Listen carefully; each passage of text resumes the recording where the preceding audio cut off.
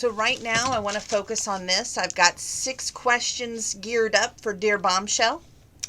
These are relationship questions needing guidance from me on their relationship. So I've got 6 of them, mind you, 6 of them tonight. And then I have 6 questions for Q and A with Bombshell. So let's start with some situations relationship-wise. Dear Bombshell, here's the very first one out of the gate. Watched your video this afternoon. While somewhat informative, I gotta ask, what was the purpose? Was it to ruin Valentine's Day for others? My girlfriend is one of your biggest viewers on YouTube, and immediately she came to me and said, "How long have you wanted to kill me?" Quote, end quote. I was blown away. I love her. She has my heart and soul. You have a huge audience. My girl trusts your opinion. Can you spin your opinion to make our Valentine's holiday better? I'm not trying to be a negative influence on anyone. I was just presenting at that point. I had seen all of this late night news. I had watched the Chris Watts movie. And I'm grateful for everyone who views my videos. And I'm always grateful for these. That's likes, by the way. I don't try to influence anybody's opinion of anything. I just spin my truth, the way I see things. I know that you two are deeply in love, and I never meant that edge towards you two. I believe that you two will have a happily ever after Hallmark ending versus a Lifetime movie ending. So, what I would say is don't always watch my videos and base it in your life. It's like, how does this video affect me? When it's just my thoughts, my views. At that point, again, it was about how Lifetime is focusing on the negativity right now of the world, if you will.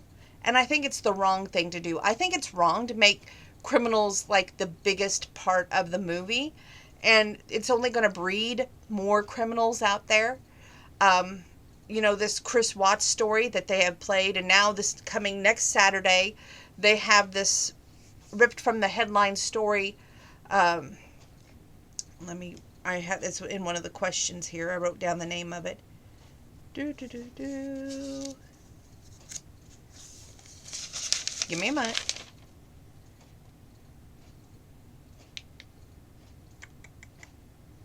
Well, I thought I wrote it down. I guess I didn't. Anyway, it's another rip from the headlines movie where the raper of this girl, and the girl ends up having the baby all the way to term and keeping the baby, and now the raper wants to come back and get custody of his daughter. Should that be on TV? Real life, you can't sugarcoat it sometimes. Do I agree with all this being aired? Does it give off the right perception? No. Okay? But it is what it is. I'm not the one that controls the airing on that TV channel, and I know that it's probably all about ratings for them, and not so much about who's watching it. And I think that's very hurtful. I know life is not like the Hallmark movies that we all get the happy ending, or the Harlequin books where, they get second chances, sometimes third chances, but it always works out, And good gravy, don't we all wish it was like that? Then, we could take back any mistake and make things work like a heartbeat. But from reality side, I think at that point when I made the video this afternoon, I was just trying to do a thought-provoking thing, not thinking that it would affect any of you all, and I'm sorry that it did. Okay? Next question. Dear Bombshell, my man is planning on, quote, surprising me, end quote, by taking me to a Valentine's Day dinner and dance in Chrisman, Illinois. I checked online. It says it's a casual or fancy. You decide. Help me. What do I wear to this? The best way to decide if it's going to be casual or fancy, talk to the guy taking you. Communication is key in any relationship. Whether you're mad, you're angry, you're scared, you're frightened, you don't know what to do next, don't tell a friend. Don't tell, your mom, your niece, anybody like that. If you're in a relationship, your job is to open up your heart, but most importantly, open up your mouth and tell that gentleman how you feel. And I truly believe that. And if he's paying that kind of money to take you to dinner and a barn dance in the country, and that's supposed to be a highfalutin one, if I understand correctly, I think I would wear a nice country outfit with some little cowgirl boots. But that's just me, just saying. Um, but enjoy each other. That's my main thing. I want everybody to enjoy each other on Valentine's Day. Now, by that I mean the company of each other, make each other laugh. Don't be so serious. I love that Easton Corbin song, Loving You is Fun. And I know that's out of key, but he does a much better job than me because it's his song. But that's a great song for Valentine's Day. Don't be so serious. Don't take life so serious. Don't take my comments so serious. Make everything fun in life in order to enjoy it. Dear Bombshell, I have prepared several letters and cards for my Valentine. I start on the January 31st, mailing them to her. She's single, I'm single. We parted ways over a misunderstanding. Do you think she will give us - me a second chance? I don't know why you two parted ways. I would say the romance end of it is very appealing. But what would be your motives other than that? Is it just for a holiday date? Or is it something for the long term? And I'm pretty sure she would probably be questioning your motives as well, as any woman probably would. While we have these romantic hearts that we want to believe in the best, we tend to be questioning and going, but why? Why? And you just have to set the record straight with maybe a phone call, a text message, an email. Set the record straight, okay? Number 4. What are some habits of a healthy couple? Give me your top 10 starting at 10. Ooh, I loved this. I had to sit there and think on this question. Number 10. Always have each other's backs.